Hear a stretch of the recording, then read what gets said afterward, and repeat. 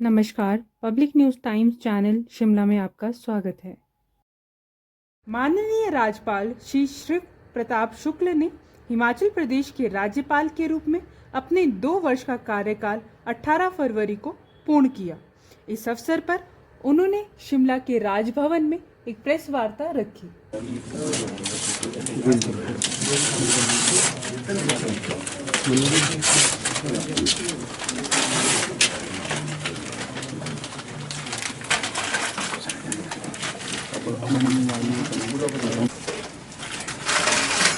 Sir यहाँ देखिए, एक मिनट सर, यहाँ देखना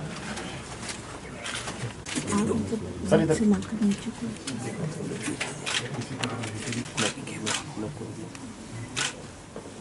हो गया जी। जाखू जी श्री हनुमान जी की कृपा से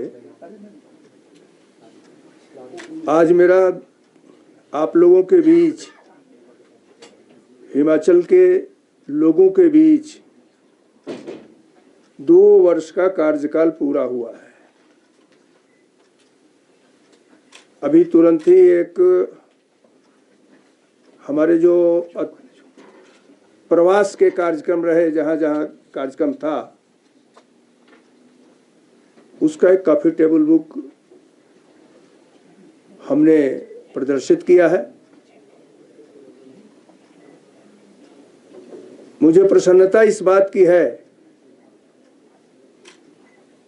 कि हिमाचल प्रदेश में आप लोगों का मुझे बहुत ही सहयोग मिला। यहाँ आने के बाद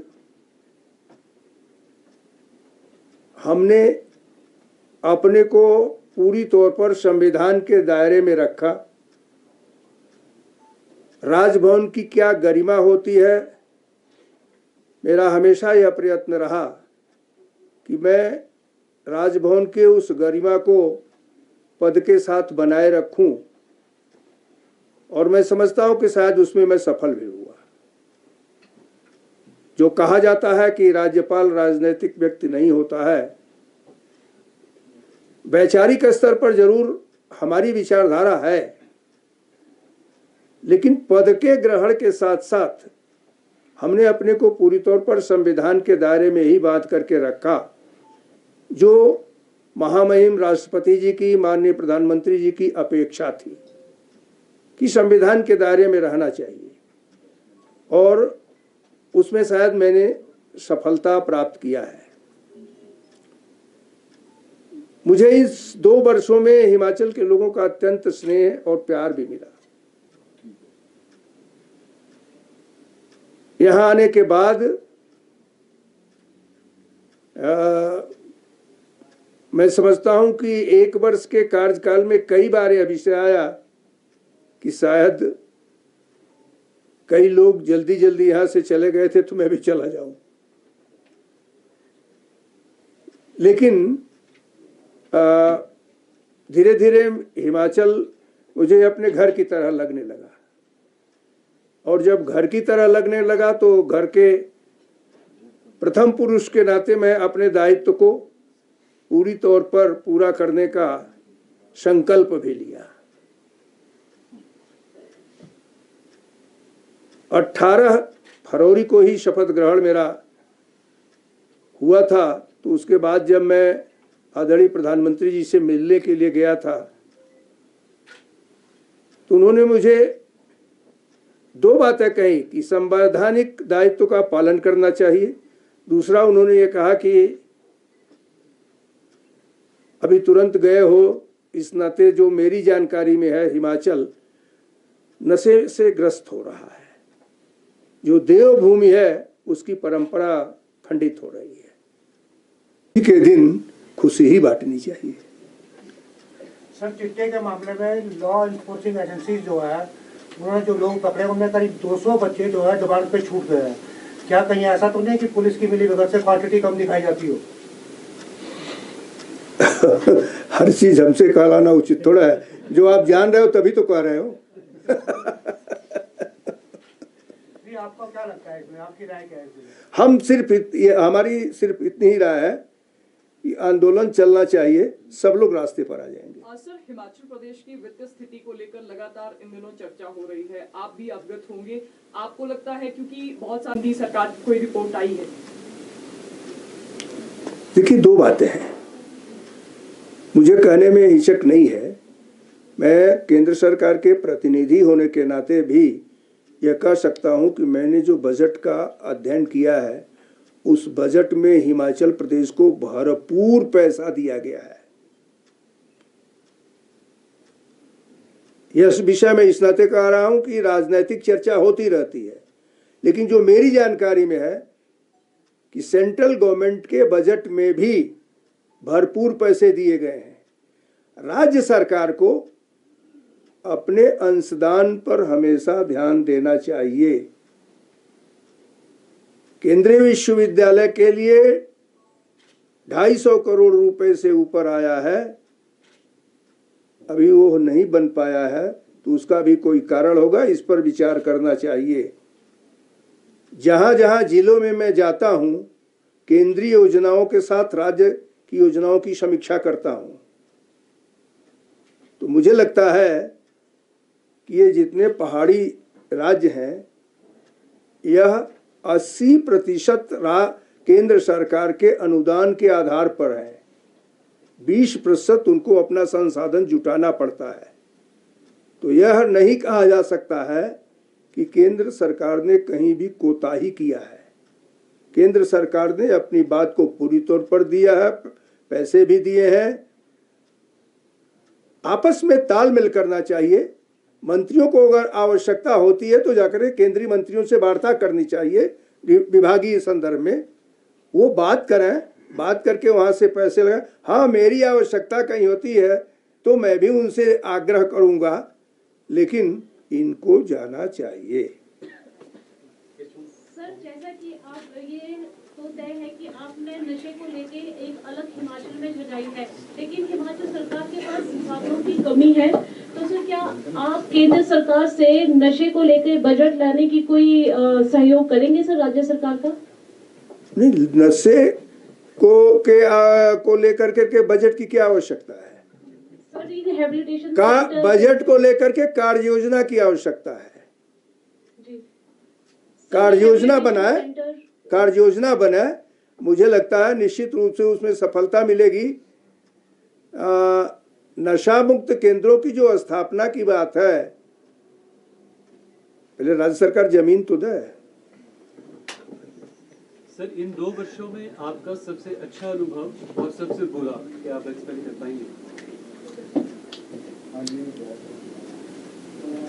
नहीं, सबसे अच्छा अनुभव तो मुझे ही लगा कि मैं जहां भी गया मुझे लोगों का सहयोग मिला, और मैं राजभवन तक अपने को बांधा नहीं। राजभवन से बाहर निकल करके लोगों के बीच में मैं गया, लेकिन बिना किसी राजनीति के। इस नाते मैं ये कह सकता हूं कि सबसे बुरा अनुभव यही है कि लोग जान रहे हैं कि मेरा बच्चा नशा कर रहा है, अपने परिवार की इज्जत बचाने के लिए, सम्मान बचाने के लिए लड़के की जिंदगी तो जाने दे रहे हैं, उनका सम्मान उसके जीवन से बड़ा हो गया है। यह सबसे बुरा अनुभव मुझे हुआ, और मुझे लगता है कि हिमाचल वासियों को इस पर गंभीरता के साथ सोचना चाहिए। सर, जो पुराने एनडीपीएस एक्ट है उसमें कम क्वांटिटी पे उतना ज्यादा प्रावधान नहीं है सजा का, तो राज्य सरकार एक विधेयक जो है तैयार कर रही है सिक्किम की तर्ज पर कि जो क्वांटिटी है, अगर कम क्वांटिटी है फिर भी जो है कड़ा प्रावधान होना चाहिए जो चिट्टा तस्कर है, क्योंकि तुम्हारे पड़ोसी राज्य पंजाब, हरियाणा, उन जगहों से चिट्टा ज्यादा सप्लाई हो रहा है हिमाचल में। जितने भी लोग आ रहे हैं, जो रिमांड पे लिए जा रहे हैं, जितने भी व्यक्ति है, क्या जिस प्रकार से केंद्र के, अब देखिए बजट के सत्र आ रहा है, उस पर मुझे अभी कुछ कहने का अधिकार नहीं है, उचित नहीं होगा। लेकिन जो समीक्षा किए हैं होंगे बजट के संदर्भ में, मैंने पहले चर्चा किया था, हो सकता है कि नशे के विषय में भी कुछ बोल ले आए। सर, एक सवाल है, आपने अभी कहा कि केंद्र सरकार भरपूर सहयोग दे रहा है। हिमाचल सरकार ने एक प्रस्ताव दिया था कि ये जो है उसमें कोई 9,000 करोड़ का जो है असेसमेंट के तहत हिमाचल को पैसा 9,000 करोड़ मिलना था। केंद्रीय टीम भी आई थी, उसने भी असेसमेंट किया था, उसके बावजूद हिमाचल को नहीं मिला। आपदा ने हिमाचल को पूरी तरह से तहस नहस किया, यहाँ का जो इंफ्रास्ट्रक्चर है उसको बुरी तरह से तोड़ा है। तो इस पर आप क्या कहते हैं? देखिए, मेरे प्रथम वर्ष के कार्यकाल में ही वो आपदा आई थी और मैं किसी भी राज्य सरकार के प्रतिनिधि से अधिक अपने को जिम्मेदार मानते हुए हर जगह जाने का प्रयत्न किया था। लोगों के दुख को बांटने में अपने को मैं लगाने का काम किया था।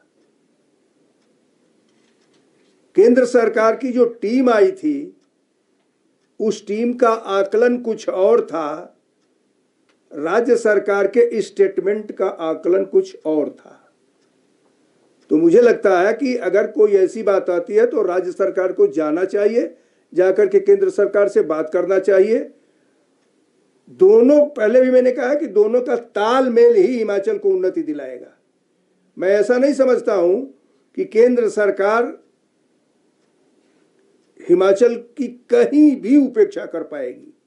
वो उपेक्षा नहीं करेगी, क्योंकि ये संघ राज्य है और संघ राज्य में सबका महत्व होता है और हिमाचल तो देवभूमि है। इस नाते देवभूमि को, पर्यटन की भूमि को बढ़ाया जाए, यह निश्चित रूप से मेरा यह मानना कि केंद्र सहयोग करेगा। लेकिन विषय जाने की बात मैंने पहले भी कहा, फिर कह रहा हूं कि अगर कहीं गलतफहमी होती है तो गलतफहमी को बैठ करके दूर करना चाहिए, केवल कह देने से नहीं। सर, आपकी नजर में राज्य सरकार का 2 साल का कार्यकाल किस तरह का रहा? अभी जब मैं बजट में जाऊंगा भाषण देने तो मैं कहूंगा मेरी सरकार।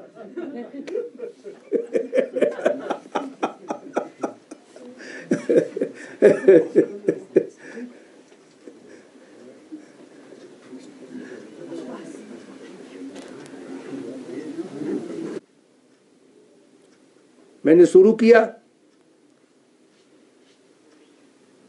शुरू में तो मुझे थोड़ी ऐसी स्थिति कभी कभी लगती थी कि मैं शुरू तो किया हूं लेकिन कोई रिस्पांस नहीं है। लेकिन मैंने कहा कि नहीं, करेंगे, क्योंकि कई जगहों से जब समाचार आते थे कि किसी परिवार में युवा लड़का नहीं रहा, कारण चिट्टा था, कारण सिंथेटिक नशा था। फिर मैंने उस पर बड़ी गंभीरता के साथ कार्य करना शुरू किया।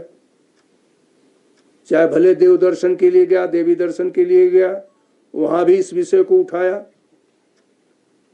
छोटी से छोटी सभाओं में इस विषय को उठाया। पंचायत राज मंत्री से बात करके मैंने पंचायतों में यह विषय ले जाने का काम किया।